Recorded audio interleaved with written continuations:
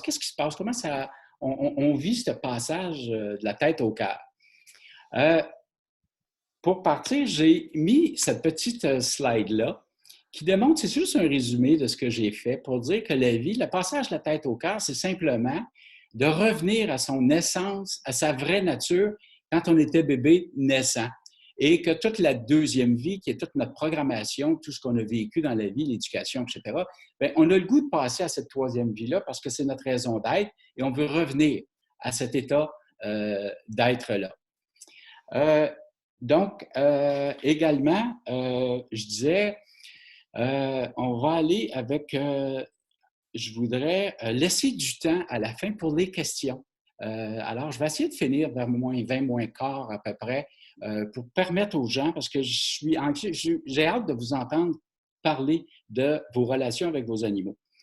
Mais avant de partir, une chose, Stéphane, je voudrais te remercier de m'avoir invité.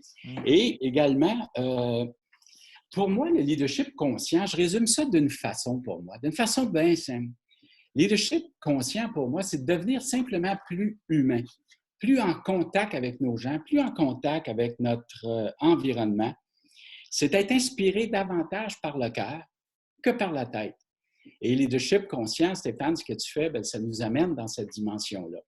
Aujourd'hui, on peut se poser la question un peu, bien, pourquoi l'animal, on parle aujourd'hui de l'impact de l'animal, quand Stéphane, on parle de méditation, de mieux-être, etc., mais l'impact animal est un autre moyen de se connecter à soi-même et devenir plus conscient à l'intérieur de ça. Alors, également, je veux juste vous présenter, pour être sûr, il y en a qui le connaissent, mon fidèle compagnon, Costa, qui est ici, qui est mon fidèle collaborateur. Lui, il adore la caméra, il adore la télévision. Alors, je l'ai mis à côté de moi. Il va m'accompagner. Et puis, comme on dit l'expression aujourd'hui avec la pandémie, bien, ça va bien aller. C'est la première fois que je fais un webinaire et on va utiliser l'expression « ça va bien aller ». Donc, également, j'ai beaucoup de questions souvent que je me pose, moi, puis que je vous la pose, puis vous pourrez me donner vos commentaires à la fin. C'est pourquoi que de plus en plus, les familles, les gens ont des animaux à la maison? Pourquoi on s'aperçoit que de plus en plus, cette connexion-là devient importante? Pourquoi la science s'intéresse de plus en plus aux animaux? Ils font des études, font des analyses. Il y en a une, entre autres, qui est, je trouve, particulièrement intéressante. Je vais juste la lire, elle n'est pas longue, mais ça donne toute l'emphase de ce que c'est au niveau de la relation animal-humain. Selon des chercheurs japonais, l'affection entre l'homme et les chiens prendrait naissance dans un simple regard. En effet, en se regardant mutuellement dans les yeux, le niveau cérébral d'une hormone augmente. Il s'agit de l'oxytocine, la même hormone qui est impliquée dans les liens émotionnels entre la mère et l'enfant. Ce phénomène pourrait expliquer la domestication des chiens. L'oxytocine est une hormone qui renforce les liens hommes et chiens. Alors ça en dit beaucoup sur pourquoi l'animal devient de plus en plus important dans notre société où les technologies ont pris beaucoup, beaucoup de place et on a un sentiment, besoin d'avoir cette connexion-là plus humaine. Il y a une autre étude scientifique qui a démontré également que l'animal, le chien a une conscience différente, mais il y a une conscience. Donc, ces grandes questions-là, puis une entre autres également, pourquoi lorsque notre animal de compagnie meurt, on voit les gens souvent, ils vivent un deuil incroyable. Moi, je connais des entrepreneurs, des présidents d'entreprises qui ont perdu leur chien et qui sont tombés dans des dépressions et que ça leur a pris 1 an avant de s'en remettre. Alors, on voit qu'il y a quelque chose qui se passe de très profond entre l'humain et l'animal. Ceci m'amène à me présenter, mais juste avant de me présenter, je veux juste dire un petit mot sur Costa. Costa est un animal qui est... Bien, mon garçon. Costa est un animal qui est très sensible. Il ne faut pas lui parler fort. Il faut être très doux avec. Et Costa a une capacité de connecter avec les gens. C'est vraiment... On dit que chaque chien, chaque humain a le meilleur chien, mais Costa, je pense pour moi, c'est le chien idéal. également, là, je vais me présenter un petit peu, qui je suis, d'où je viens, comment c'est que la relation se fait, comment c'est comme je suis arrivé un jour dans ma vie avec Costa. Alors, rapidement, simplement pour dire que moi, avant dans ma vie, j'ai été une vingtaine d'années où j'étais le fameux workaholic, puis il y en a qui me connaissent, j'étais le workaholic dans ma vie. Et jusqu'au jour où, à 42 ans, à un moment donné, j'ai eu une tumeur au cerveau. Moi, je me voyais président d'une grande chaîne de pharmacie au Canada. Et à 42 ans, j'ai frappé un mur. Un premier mur. Premier mur qui me disait, ben Normand, on n'est même pas sûr que demain, tu vas te réveiller. Et tu as 3 mois à vivre maximum. Hmm. Maintenant, après la tumeur, naturellement, vous savez, dans la vie, des fois, on a un choc, on a un bouleversement, mais ça ne se fait pas instantanément. La vie ne nous donne pas ça comme une switch électrique qu'on dit, ah, on a ça, puis le lendemain, on est transformé, puis notre vie a changé complètement. Ce n'est pas toujours le cas. Et moi, je ne l'ai pas vécu comme ça. Moi, je l'ai vécu dans un long processus d'éveil, de prise de conscience. Et j'ai fait plusieurs voyages dans ma vie après ma période dans l'industrie pharmaceutique. J'ai fait beaucoup de programmes de formation, coaching. Je suis né un petit peu avec cette espèce de spiritualité-là dans ma vraie nature. Au travers de tous ces voyages-là, même au Bhoutan, où j'ai rencontré des grands maîtres spirituels, j'ai eu l'occasion d'être hébergé par le plus grand enseignant, maître spirituel du Bhoutan. Donc, la vie m'a fait de beaux cadeaux. Et au travers de tout ça, le voyage qui m'a le plus marqué, c'est le voyage de Compostelle. Souvent, les gens se posent la question, mais qu'est-ce qui se passe à Compostelle?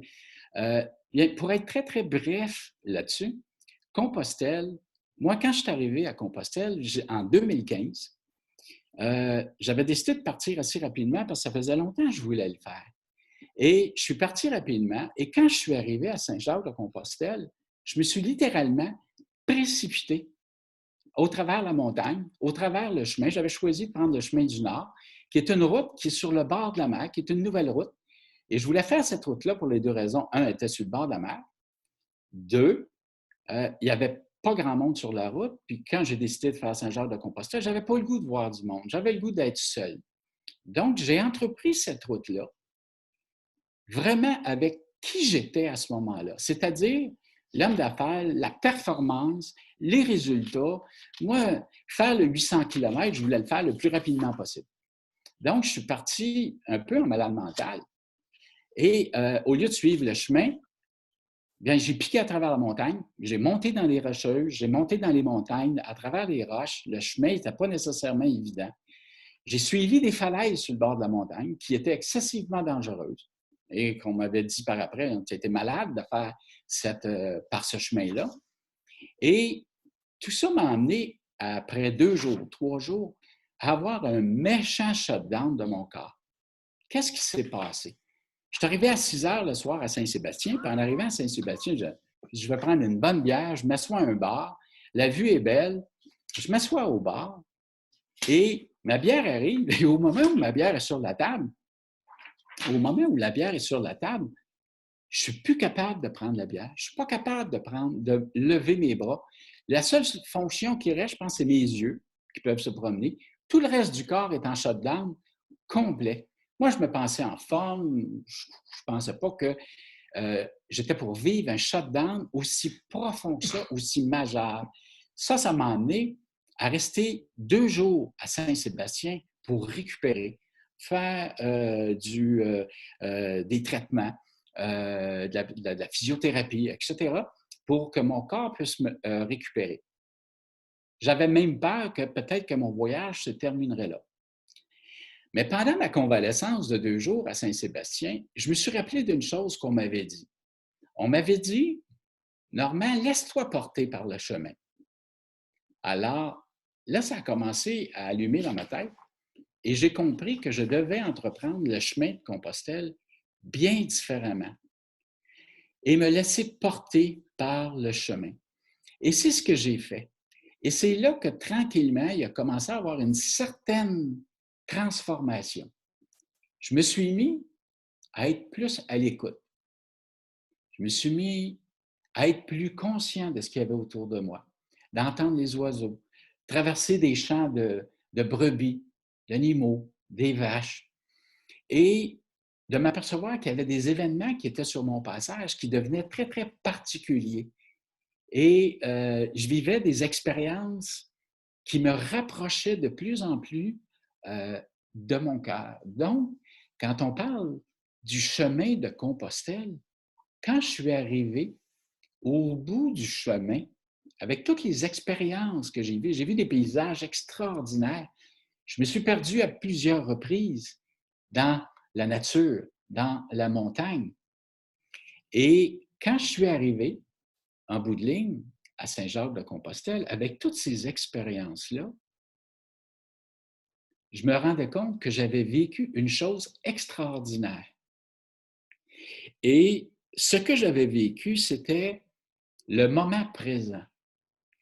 Et je pense que jamais de ma vie, j'aurais pu vivre une expérience aussi profonde que cette expérience-là qui m'a permis de vivre le moment présent.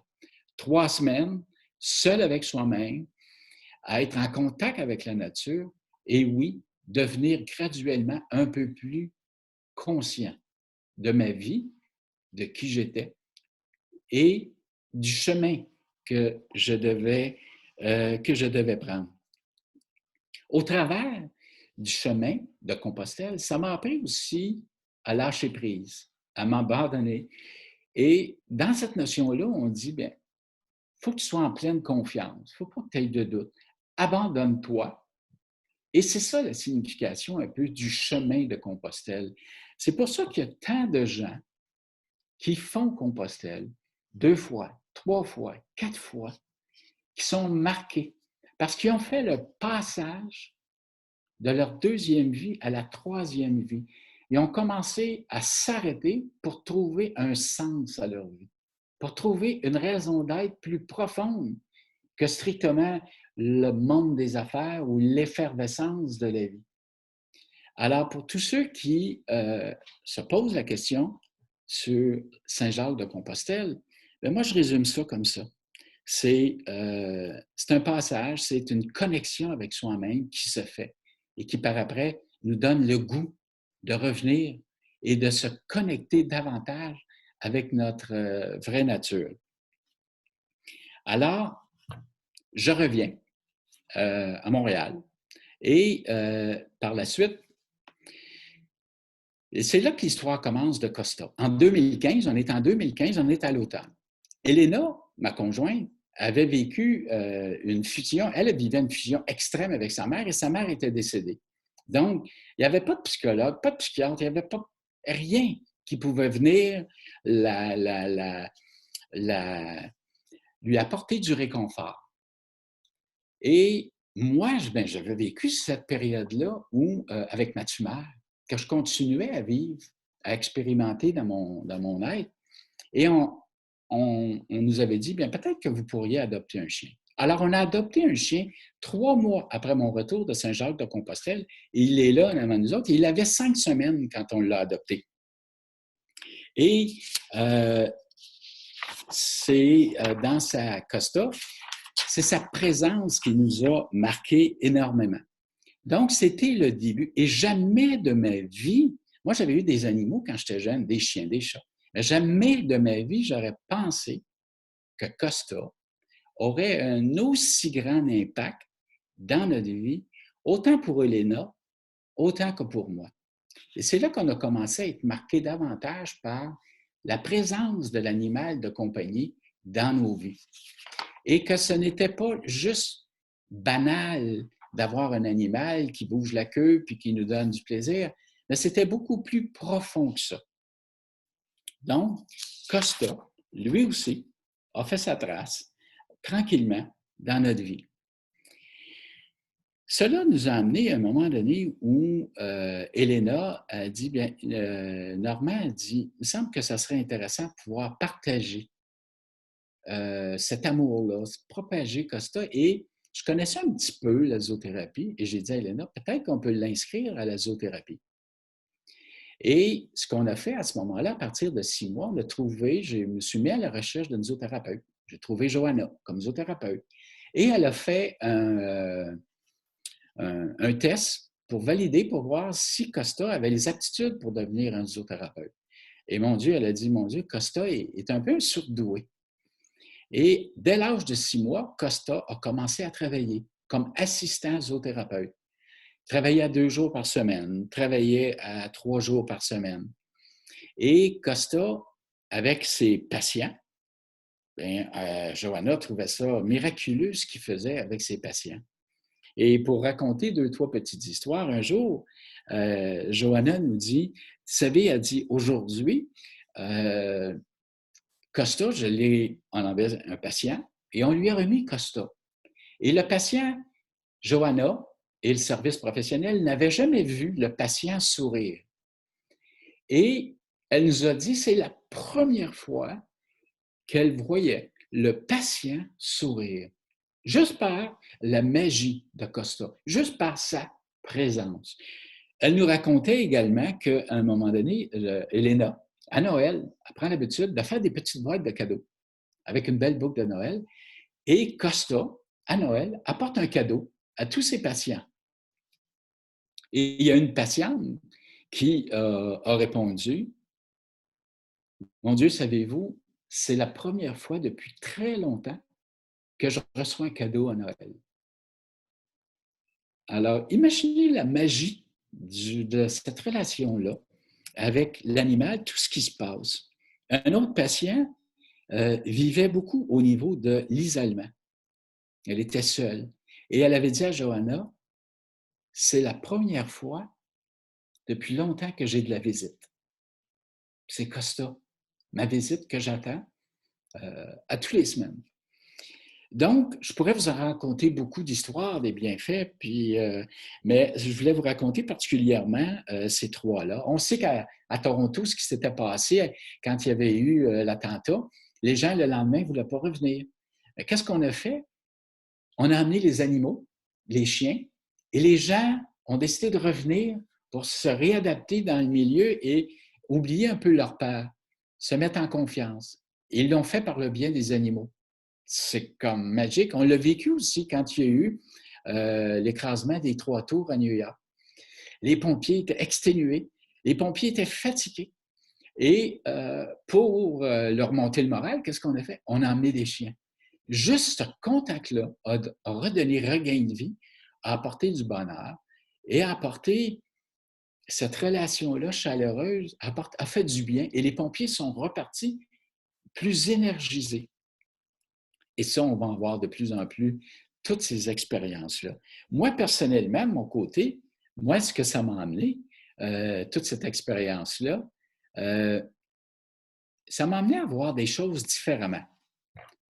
Vous voyez une photo ici de pêche. Ça fait drôle d'amener la photo de pêche, mais j'étais un grand pêcheur, moi. J'ai fait les grandes pourvoiries au Canada. J'adorais ça. Mais depuis que j'ai Costa, ça a changé des choses. Et dans les 2 dernières années, 3 dernières années, ça a tellement changé de choses que je n'ai plus jamais ressorti mon coffre à pêche. Et je ne pense pas de le ressortir. Pour la simple et bonne raison, c'est que je suis conscient maintenant que l'animal, c'est un être vivant. Et aller à la pêche, pêcher un poisson, c'est comme si j'enlève la vie à quelque chose. Et si je mange un poisson, ou si j'avais à pêcher un poisson, j'aurais juste une gratitude vis-à-vis du poisson, vis-à-vis le sacrifice de sa vie. Donc, ça a changé drastiquement ma perception.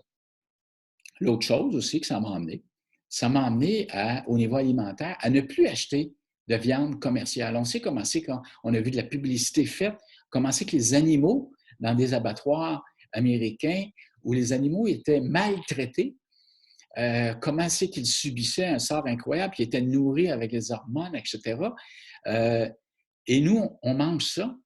Et j'ai décidé d'arrêter de manger de la viande de la catégorie commerciale. Maintenant, si je mange de la viande, je vais prendre justement de la viande locale du Québec, dans nos fermes, des animaux qui ont été en liberté, des animaux qui ont vécu leur vie en liberté. Et je suis prêt à payer un peu plus cher.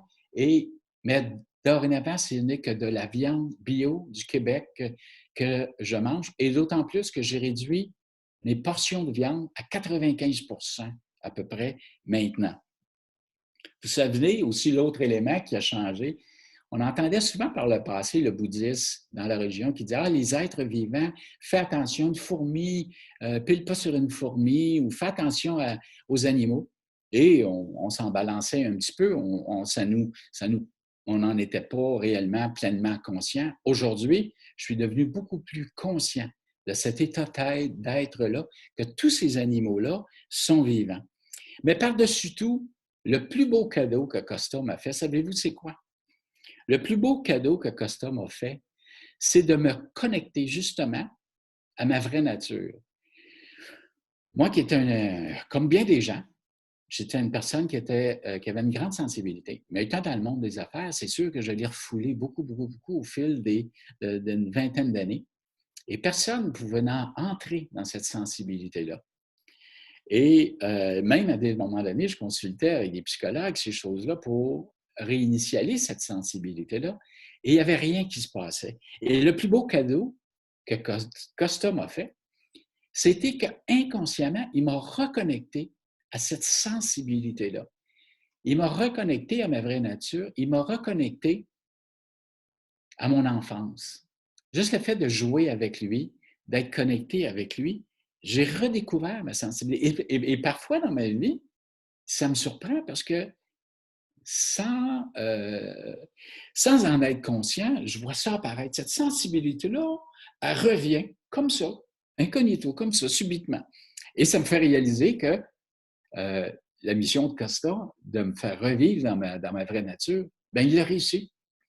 Et plus on est conscient, justement, de ce que l'impact animal, de ce qu'il nous apporte, et plus c'est nous autres qui bénéficient.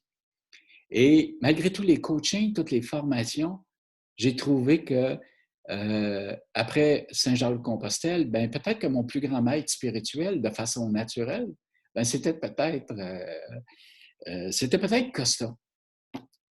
Et j'en suis convaincu aujourd'hui, c'est à moi, ça revient à moi, simplement de me connecter à lui et de profiter de tous les moments qu'il m'offre d'être connecté à moi, d'être connecté à lui, d'être dans le cœur. Et c'est là qu'on revient avec le passage de la tête au cœur. Il me ramène à mon cœur. On sait qu'on ne peut pas vivre dans le cœur 24 heures sur 24. L'animal nous donne cette opportunité-là moi j'appelle ça, de danser entre la tête et le cœur. Et Costa nous offre ces moments-là gratuitement, de tout son cœur, avec les moments qu'il nous offre dans une journée. Maintenant, j'aimerais peut-être inviter mon ami Stéphane, avec son chien ici, Cooper, qui nous parle peut-être, Stéphane, 2-3 minutes, de ta relation et comment ça l'a impacté, même au niveau dans ton travail, dans le leadership conscient, comment ça t'a impacté dans ta vie? J'aimerais ça t'entendre, Stéphane. Bien, merci, Normand. Je vais parler de Cooper, mais je vais aussi parler de mon bureau quand je travaillais dans un bureau il y a 4 semaines, où je vais peut-être retourner dans les prochaines semaines, parce qu'à mon bureau, j'ai le privilège de travailler dans un bureau où on est une vingtaine, et le propriétaire du bureau, il y a 2 chiens, Mira, donc on est constamment entouré de chiens. Donc, nous autres, on est allé chercher un Golden Retriever il y a 3 ans, 3 ans et demi, quand mon fils a été diagnostiqué avec l'arthrite juvénile à 14 ans. Nicolas jouait au hockey, puis finalement, mais sa vie sociale a été pas mal arrêtée à cause de son arthrite. Hein. Il ne pouvait pas jouer au hockey. Il passait beaucoup. Pas Costa, mais Cooper qui vient contribuer. Il est à côté de moi. Et un moment donné, on est allé chercher le chien, puis c'est mon fils qui l'a choisi, tout ça. Puis un moment donné, moi, je suis le premier levé, puis le dernier couché. Je disais à ma famille, tu sais, c'est intéressant que le chien, il m'aime moi plus que tout le monde, tu sais. Mais tout le monde avait la même impression, tu sais, que le chien aimait tout le monde particulièrement bien. Et moi, ce que Cooper m'a amené dans ma vie, c'est, dans le fond, un peu comme tu dis, Normand, c'est mon meilleur maître. Moi, j'ai étudié, j'ai lu des grands maîtres spirituels. Puis, ben, Cooper, ce qu'il m'enseigne à tous les jours, et je pense qu'il enseigne à tout le monde dans la maison, c'est la joie, la présence, puis l'amour inconditionnel, tu sais. Et c'est tellement perspicace, un chien. Quand j'ai de la tristesse, mettons, ou du stress, des choses comme ça, il vient plus me coller, il vient mettre sa patte sur moi parce qu'il y a une technique là, de me montrer comment il fait un câlin. Donc, c'est un peu ça. Puis aussi, c'est intéressant, Normand, un chien comme moi, j'ai un Golden. C'est intéressant que notre chien reflète un peu notre personnalité. Hein, un Golden, ceux qui connaissent ça, c'est un chien qui est pas mal énervé. Hein. C'est un chien qui est tout le temps à la bougeotte, qui bouge, qui est tout le temps là, qui veut tout le temps bouger, s'amuser. Puis dans le fond, ben, moi, je suis un peu comme ça aussi. Donc, quand je regarde mon chien comme là, dans le confinement, c'est drôle parce que moi, j'ai pas de place pour travailler à la maison. Fait que je travaille dans le salon. Puis ben, le chien, il vient tout le temps me voir. Fait que là, ça m'oblige à prendre des pauses pour aller prendre des marches et peut-être arrêter quelques minutes. Tu sais. Fait que dans le fond, moi, Normand, je peux confirmer que les gens avec lesquels Costa fait de la zoothérapie, les personnes âgées, hein, mon père est décédé l'année passée, j'ai vu, par exemple, que les personnes âgées, souvent, sont seules. Hein, dans les dernières années de leur vie, sont souvent seules. Hein, personne ne vient les voir, même s'il y a des membres de la famille vivants. Mais je peux juste voir le bonheur qu'un chien comme Costa peut amener. Puis moi, je pense que les chiens sont nés pour amener de la joie et de l'amour, puis comme humains, peut-être nous faire connecter avec le vrai amour inconditionnel qui existe rarement dans la vie humaine. Là, tu sais. C'est ça que je voulais partager, Normand. Merci. Bien, merci Stéphane de ton partage. Puis juste pour reprendre sur quelque chose, tu as dit, il reflète notre personnalité. Je veux dire, sais-tu ce qui est drôle? C'est que souvent, Elena dit souvent quand je prends Costa dans mes bras, elle dit, maudit qui te ressemble, Normand. Maudit qui te ressemble. Il a les mêmes airs, il a les mêmes regards. Et j'ai l'impression qu'à un moment donné, il y a une énergie qui se communique entre le chien et nous. Puis à un moment donné, on fait peut-être comme un avec l'animal, puis il adopte notre personnalité. Puis c'est pour ça qu'on dit ben, un chien a un seul maître, puis il devient notre personnalité. Tu disais aussi, ben, dans la période d'isolement qu'on a vécu dans la pandémie, ben, tous ceux qui avaient des animaux à la maison, ben, je pense qu'ils ont eu la chance de vivre quelque chose de plus particulier avec leur animal. On a parlé beaucoup de l'isolement chez les personnes âgées, mais dans l'isolement qu'on a vécu dans la pandémie, il nous a permis davantage d'avoir cette connexion-là avec notre animal, de le sentir encore beaucoup plus près avec nous autres. Alors, merci Stéphane. Ici, j'ai une belle photo de Costa et j'ai mis les quelques éléments majeurs, puis il y en a que tu viens de mentionner, Stéphane. Costa a un pack animal dans le regard. Pour moi, la première chose que je trouve la plus puissante dans le regard de l'animal, c'est sa présence qu'il nous offre. Si on se connecte à lui, mon Dieu, qu'on tombe dans une présence, dans cette connexion-là. La deuxième chose, c'est la joie. Tu as parlé de la joie, Stéphane. Ben, la joie, elle est imminente avec le chien. À tout champ, quand il te voit, ben, c'est ça, la queue bouge, puis tu as juste à être conscient, ah, regardons ça, je viens de tomber dans la joie. Et juste être conscient de ça, ça nous sort de notre quotidien, ça nous sort de notre anxiété, de notre stress, etc. Et ça nous permet de nous connecter à sa vraie nature, l'enfant en nous qui joue avec l'animal.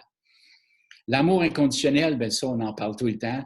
Et je dis tout le temps, c'est le cœur à cœur. Simplement, c'est un langage. On n'a plus besoin de mots à l'intérieur de ça. C'est un langage du cœur à cœur. Le moment présent, bien, vous vous souvenez, je vous ai parlé de la route de Saint-Jacques-de-Compostelle. Et le moment présent continue dans ma vie. Et je continue avec mon fidèle ami Costa. Puis le regard. Le regard, oublions jamais que tout, quand je lisais l'article tantôt au début de la relation entre l'humain et l'animal, le regard est excessivement puissant dans l'animal et c'est de là qu'il détecte immédiatement ce qui se passe dans notre état d'être. C'est drôle, hein? Parce que moi, quand je rentre à la maison, Costa peut rester au bout du corridor, il ne vient pas me voir. S'il me sent stressé, il ne bouge pas. S'il me sent conscient, présent, il vient tout de suite à la porte, il appelle, il va chercher sa balle, il me l'amène, puis il veut jouer avec. Alors, je réalise deux comportements complètement différents qui m'amènent à réaliser mon propre état d'être quand je suis stressé et quand je suis là, quand je suis présent. Alors, cette conscience-là, il faut la pratiquer régulièrement avec notre maître spirituel qui est notre animal de compagnie. Également, il est déjà 40, il me reste à peu près 5 minutes. Je veux parler simplement que par après, on a eu Costa, Zoothérapie sans frontières, qui est né. Juste avant, on connaît tous les bienfaits de Costa, la zoothérapie, avec Johanna, tous les biens que ça amène dans la société. Et plus on avance, plus on découvre des nouvelles relations, des nouveaux bienfaits que les animaux apportent, que ce soit le cancer ou quoi que ce soit, ils finissent plus d'élaborer des nouvelles relations, prisonniers ou quoi que ce soit. Donc, les bienfaits de la zoothérapie, c'est plus à démontrer, c'est une preuve tangible aujourd'hui qu'on a. On a vu des enfants paraître en cours qui ont été violés étant jeunes, puis pour leur apporter un réconfort, on a amené un chien avec eux autres en cours. Et le projet Costa Zoothérapie en 2018, Elena voulait qu'on écrive un livre. C'est là que ça a débuté. Elle voulait un projet strictement du cœur. Elle ne voulait pas un projet où il y avait un sens business. Alors, on a écrit un livre, Costa, Zoothérapie sans frontières. On a mis un site web, des réseaux sociaux, mais tout ça dans un aspect sympathique. Et on a tenu sur la ligne d'un projet du cœur. Maintenant, puis qu'on tenait à partager avec les gens. Et maintenant, on entreprend une deuxième phase avec Costa Zoothérapie sans frontières. Cette deuxième phase-là a débuté en début de l'année 2020. On a fait un projet avec Daniel Henkel, c'est sur le réseau Daniel Henkel TV. 2 vidéos qui vont être produites. Il y en a une première qui va sortir dans un mois. Elle devait sortir cet hiver. Là, avec la pandémie et tout ce qui s'est passé, on a retardé le projet. Dans cette deuxième phase-là, ce qui va se produire, c'est que c'est un projet qui va devenir beaucoup plus corporatif, c'est-à-dire plus structuré, plus organisé. Les gens vont pouvoir avoir accès gratuitement à ce site-là et on va retrouver comme des blocs à l'intérieur de ça, soit sur la communication animalière, soit sur le scientifique, soit sur des images qui sont cute, soit sur des histoires vraies que les gens vont nous rapporter. Cette communauté-là qu'on va faire, qu'on va créer, on va mettre en place, bien, c'est pour vous. Ça va être votre lien pour vous joindre à cette communauté-là sur l'impact animalier et pour devenir plus sensible et pour se conscientiser davantage. Donc, c'est tout à fait gratuit que les gens vont pouvoir avoir accès. Il y a même un projet éventuel avec Daniel Henkel. Il y a une firme en France qui s'appelle Dog Friday qui va en entreprise. C'est un projet entrepreneurial et les gens d'affaires amènent leurs chiens et apprennent à enlever leur stress, leur anxiété et vivre beaucoup plus conscients en présence de leur animal. J'ai l'impression qu'on va voir ça apparaître ici aussi au Québec, parce que ça l'est déjà beaucoup aux États-Unis. Mais ici au Québec, ça ferait partie d'une de mes rêves, de mes aspirations, où je voudrais voir ça apparaître dans les entreprises. Donc, dans un mois, vous allez voir un premier vidéo avec Daniel Henkel. Vous allez voir des textes qui vont paraître et on va y mettre une dimension aussi connectée à tout le mieux-être. Parce que Costa va être une sous-catégorie à l'intérieur de ça, parce que Costa amène un mieux-être à sa façon. Mais on va mettre d'autres formations aussi qui nous amènent dans le mieux-être.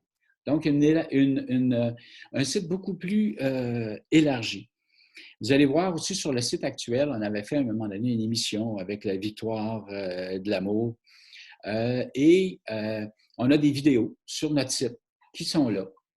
En somme, ce qu'on veut, on disait, on veut développer une communauté plus consciente des animaux, plus consciente de son environnement, plus consciente de la nature.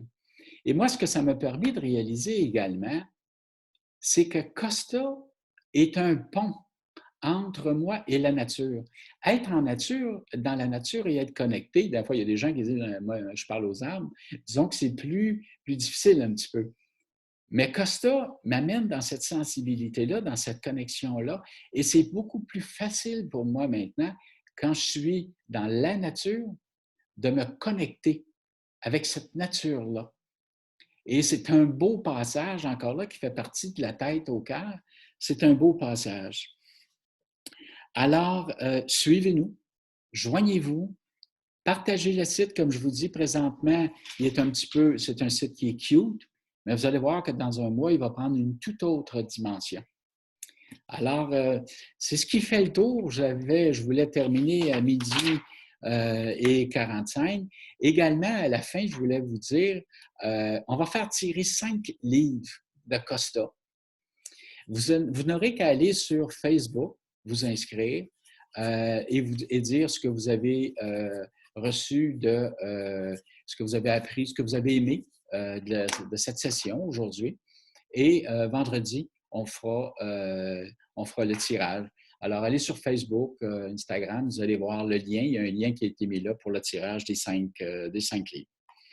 Alors, c'est à peu près ça. Moi, mon gros garçon ici, lui, il est fatigué un petit peu. Là. Il dort. Là. Je vais le réveiller un petit peu. Donc, je vous remercie.